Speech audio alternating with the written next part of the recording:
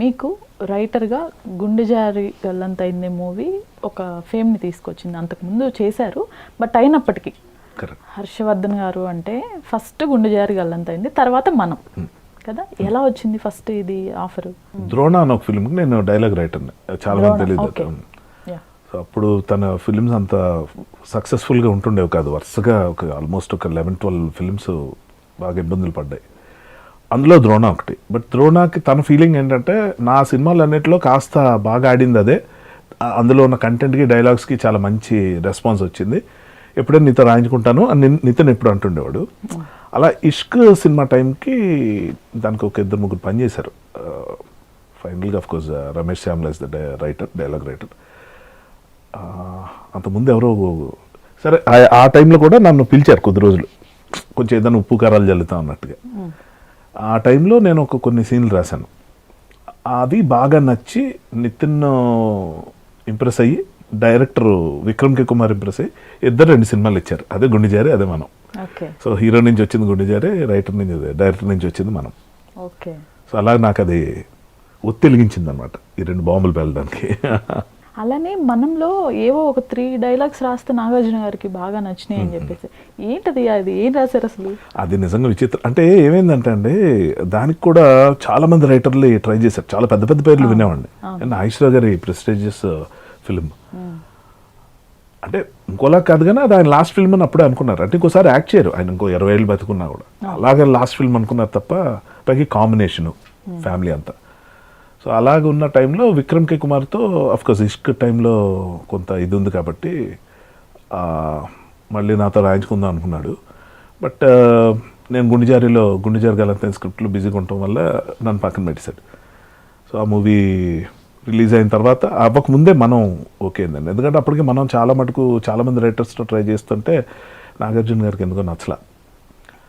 ఆయన విక్రమ్కి చెప్పారు, ఇలా వద్దు, పెద్ద పెద్ద రైటర్స్ ఇస్తుంటే ఇతనికి జెల్ అవ్వట్లే, ఇతనితో సింక్ అవ్వట్లేదు, ఏదైనా డైరెక్టర్స్ కంఫర్ట్ ఇస్తారు నాగార్జున గారు, అలా వర్కౌట్ అవ్వట్లేదు. ఆ టైంలో ఏంటంటే ఇంకా ఫైనల్గా మళ్ళీ నా దగ్గరికి వచ్చింది. వస్తే నాగార్జున గారు ఏంటంటే, అప్పుడు నేను గుండెజారి ఇంకా రిలీజ్ అవ్వాల. సో యాజ్ అన్ యాక్టర్ నేను అతనికి తెలుసు, కానీ ఏంటి విక్రమ్ ఎవరెవరన్నా తీసుకొస్తున్నాడు అన్న ఫీలింగ్ అయితే వస్తుంది, ఎందుకంటే ఇప్పుడు ప్రెస్టీజియస్ ఫిల్మ్ కదా అది. సో అతను ఏంటంటే పిలిచి చెప్పారు, హర్ష నీకు అంత లగ్జరీ లేదు మొత్తం సినిమా అంతా రాసేంత, నువ్వు ఇందులో నీకు బాగా కథ అంతా వినేసి నీకు బాగా నచ్చే 3 సీన్లు రాసుకునిరా, బాగుంటే విల్ థింక్ అబౌట్ ఇట్. ఎందుకంటే కొన్ని నెలల పాటు ఒక్కొక్క రైటర్తో ట్రావెల్ చేసి ఆల్మోస్ట్ 1.5 years వేస్ట్ అయిపోయింది, ఆల్మోస్ట్ 1 year పైనే.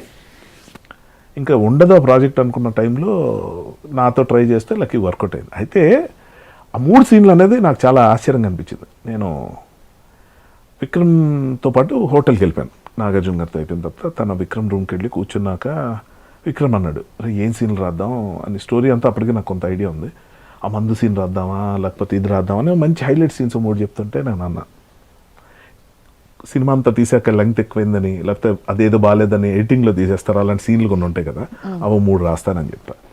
అదేంటి అన్నాడు. అంటే ఇది కరెక్ట్ కాదు విక్రమ్, సినిమా అనేది ఒక ఎమోషన్ ఫ్లో, అది ఫస్ట్ నుంచి చూడాలి సినిమా. ఎంత మాయాబజార్ మన మధ్యలో 3 సీన్లు చూస్తే అంత కనెక్ట్ అవ్వండి, మనకు నచ్చొచ్చు, అది వేరే విషయం. ఎమోషనల్ కనెక్ట్ కదా, నాకు మొదటి నుంచి కాకుండా మధ్యలో 3 సీన్లు ఏం రాయాలి, as a matter of fact అది వేస్ట్ ఇవి అనే 3 సీన్లు ఉంటాయి కదా అని 3 సీన్లు ఏరుకున్నాం.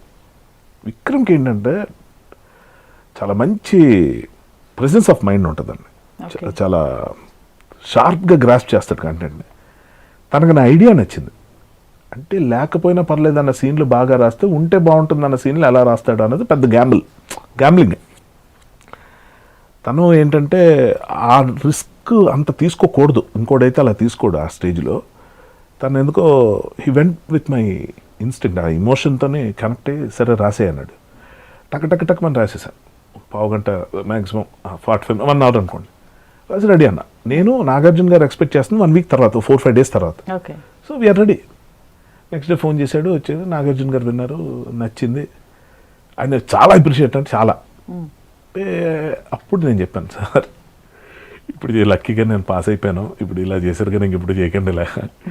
ఎందుకంటే మధ్యలో 3 సీన్లు మాయాబజార్లోంచి రాసినా మనకు నచ్చవండి, ఫ్లో. కాకపోతే నాకు మీ పరిస్థితి అర్థమైంది, ఇంత టైము ఇదంతాను, నా అదృష్టం బాగుండి 3 సీన్లు మీకు నచ్చే తప్ప ఇంకోటి కాదని. ఆ రోజు నుంచి ఏ సీన్ విన్నా నాగార్జున గారు చాలా ఎక్సైట్ అయిపోయి నా గురించి స్టేజ్ మీద ఎక్కడ పెడితే అక్కడ షూటింగ్లో ఎంత బాగా మాట్లాడుతుండేవారు. అసలు ఇంకేం కావాలి ఒక రైటర్కి అంతకన్నా. నాగార్జున గారు లాంటి అంటే చాలా బోల్డ్గా ఎక్స్పెరిమెంటల్ ఫిల్మ్స్ చేస్తారన్న పేరు ఆయనకు ఉంది. జస్ట్ కమర్షియల్ దీనికి ఆయన లాక్ అయిపోయి ఉండరు ఇప్పుడు. మనం అన్నది అసలు ఎంతమంది రిజెక్ట్ చేశారన్నది అందరికీ తెలుసు. అదే అర్థం కాదండి. మీరు ఇప్పటికి సినిమా అయిపోయి ఇంతకాలం అయిందా, మీరు ఆ సినిమా చూడని వాళ్ళకి ఎవరికి ఇంకా చెప్పి కన్విన్స్ చేయండి. ఫ్లాప్ అవుద్ది సినిమా తీయొద్దు అంటారు, అంటే ఇక తీయలేదని చెప్తే. జనరల్గా మీకు స్క్రిప్ట్ రైటింగ్ కోసం అని వస్తే అది మొత్తం మారిపోతుందా స్టోరీ? దాదాపుగా అండి, దాదాపు. అది నాకు ఒక అపప్రద అంటే ఒక బ్యాడ్ రిమార్క్ లాగా కొంతమంది ఫీల్ అవుతారు. చాలా మంది మొత్తం మార్చేస్తారా అంటారు. మార్చిన సినిమాలు ఎంత పెద్ద సక్సెస్ అయ్యాయో అందరికీ తెలుసు. సో ఆ మార్పు అనేది బాగుందా లేదా అన్నది చూసుకోవాలి అంతే. ఏం మార్చారు అలా? గుండెజారు అండి. గుండెజారు అయితే నాకు తెలిసి డైరెక్టర్ చెప్పిన కథకి నేను తయారు చేసిన స్క్రీన్ ప్లేకి 90% పైన ఉంది డిఫరెన్స్. జస్ట్ సోల్ మెయిన్ అది ఇంపార్టెంట్ అనుకోండి, దాన్ని జస్ట్ అనకూడదు. కానీ జస్ట్ యాజ్ ఇన్ లైక్ ఆ పర్సంటేజ్ తక్కువ కదా, 10% అంతే. కానీ అది లేకపోతే ఇదంతా 90% ఉండదండి. ఇది దేనికదే నాది అనుకునేది ఎంత గట్టిగా చెప్తానో అది దానికి మూలం నేను చెప్పకపోతే వేస్ట్. ఎంత మరి చెట్టుగా ఎంత విత్తనం ఉంటుంది అన్నట్టు. సో అది టెరిఫిక్ లైన్, అది అసలు ఫెంటాబులస్. అసలు ఆ లైన్ వినగానే నాకు భలే అనిపించింది. బట్ ఆ ట్రీట్మెంట్ ఒక్క సీన్ కూడా నాకు కరెక్ట్గా అనిపించగా, లక్కీగా తన పరిస్థితి వల్ల కానివ్వండి, నా మీద ఉన్న అభిమానం కానివ్వండి, లేకపోతే నితిన్ అక్కడ నా మీద చూపిస్తున్న ఇది కానివ్వండి, విజయ్ కుమార్ కొండ డైరెక్టర్ పాపం తను ఇప్పుడు అబ్జెక్ట్ చేయలేదు. He was actually great. నేను తన ప్లేస్లో ఉంటే అలా చేయగలిగేవాడిని కాదు. అంతలా మార్చేసి ఒకడెవడో వచ్చి ఎవడో పుణ్యమో పెద్ద త్రివిక్రమ లేకపోతే ఏదైనా కొట్టలు జీవన ఏదైనా ఒక ప్రూడ్ రైటర్ ఉండటం వేరు. ఎవడో యాక్టరు, ఓకే యాక్టర్గా ఒప్పుకుంటాం, రైటర్గా ఏదో ట్రై చేసుకుంటున్నాడో చేసుకో, మనం ఇలా వచ్చి మొత్తం మార్చేటువంటి అన్నది వస్తుంది. తన నమ్మని జోనర్లో తను చాలా సీరియస్గా చేస్తున్న ఫిల్మ్ ఫుల్ కామెడీ చేసి క్లైమాక్స్ అన్నదాన్ని ఇంటర్వెల్ చేసేసి ఇలా చేశా. అది వర్కౌట్ అవుద్దండి, కానీ అంత అవుద్దని నేను కూడా అనుకోలేదు. అయింది. నన్ను కానీ కథ చెప్పమని అడిగారా, చెప్పమన్న వాళ్ళ పని అయిపోయింది. ఎందుకంటే 4 hours చెప్తా. 4 hoursలో వాళ్ళకి 50% అర్థమైతే గొప్ప అంటే తెలుస్తుంది వాళ్ళకి. ఓకే కొంత, ఎందుకంటే ఇటువంటి కొత్త ఐడియా అండి టోటల్గా. సో దానికి ఏంటంటే అది మనం చెప్పేటప్పుడు నాకున్న లిమిటేషన్ ఏంటంటే రాసిన తర్వాత నేను బాగా చెప్తాను తప్ప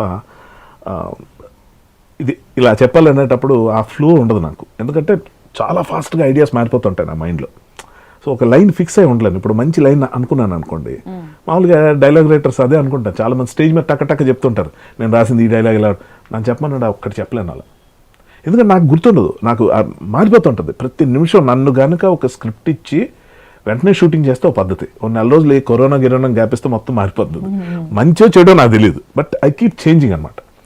సో అలా చూసుకుంటే గుండెజారి కూడా కాంప్లికేటెడ్ బాగా. అయితే 2-3 hours చెప్పేవాడిని, అలా వినేవారు ఫ్లాట్గా.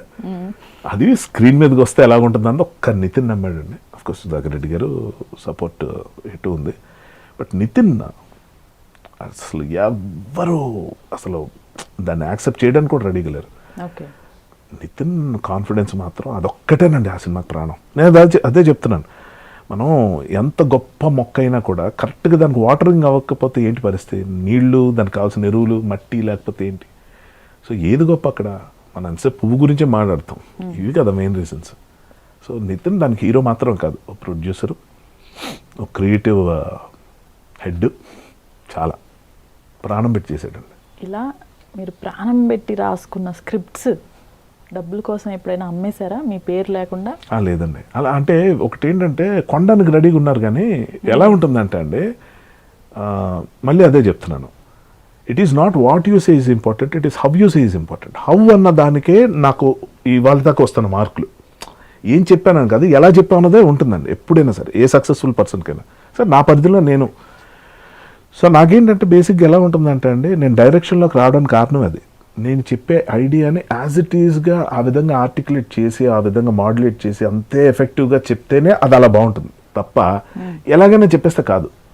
సో అది నేను ఎలా చెప్తాను అక్కడ రైటర్ హోదాలో కూర్చొని.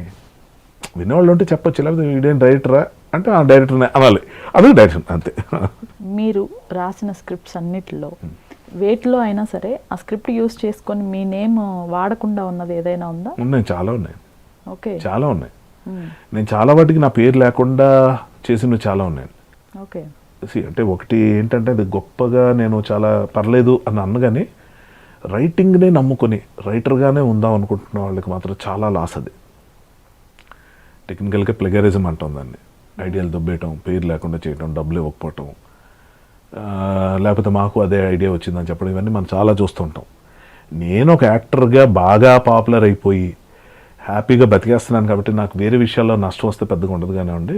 కానీ నిజంగా రైటింగ్నే నమ్ముకొని అందులోనే పేరు, బేసిక్గా మీరు డైరెక్టర్ అవ్వచ్చు, ప్రొడ్యూసర్ అవ్వచ్చు, కెమెరామెన్ అవ్వచ్చు, మ్యూజిక్ డైరెక్టర్ అవ్వచ్చు, ఏదైనా యాక్టర్కి వెళ్ళిపోతుంది పేరు. మెయిన్ ఎక్కువ ఎప్పుడైనా చూడండి, ఇప్పుడు మాట్లాడుతున్నారు, డైరెక్టర్ అంటున్నారు, బోయపాటి అంటున్నారు, రాజమౌళి అంటున్నారు, ఇవన్నీ ఇప్పుడు వస్తున్నాయి పేర్లు. ముందు ఎక్కడో ఎవరో మాట్లాడేవారు.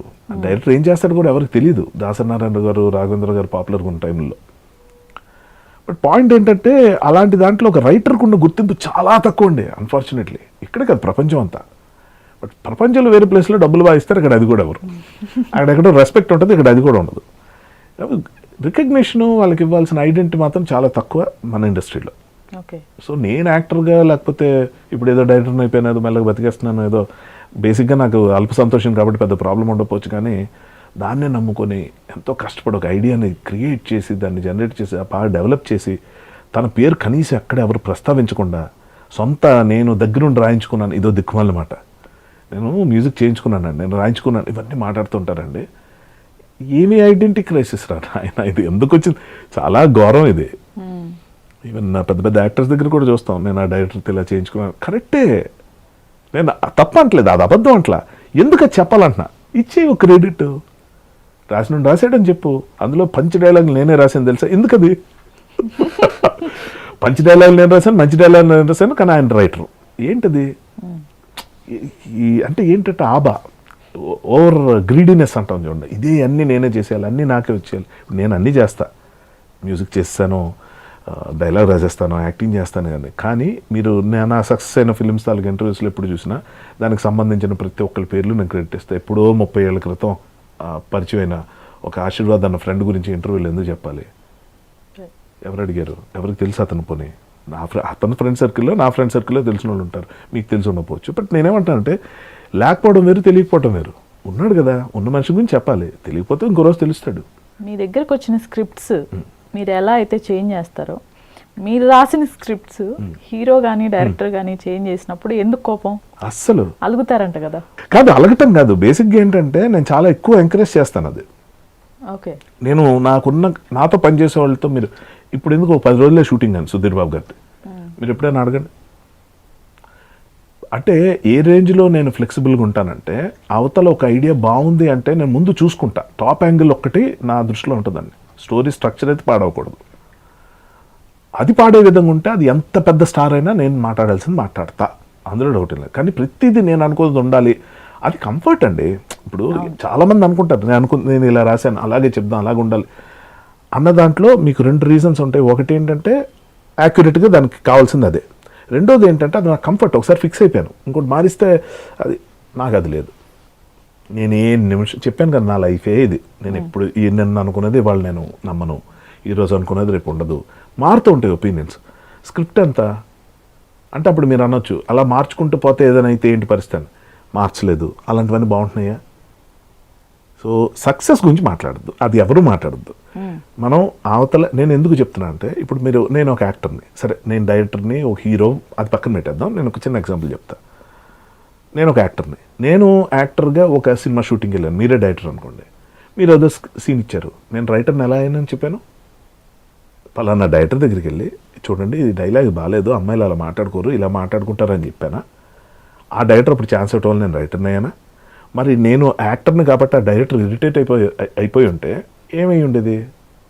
నాకేమవ్వదు, వాళ్ళకేమవ్వదు, కానీ అవుట్పుట్ ఏదైతే ఉంటుందో డ్యామేజ్ అయిపోతుంది. సో ఇప్పుడు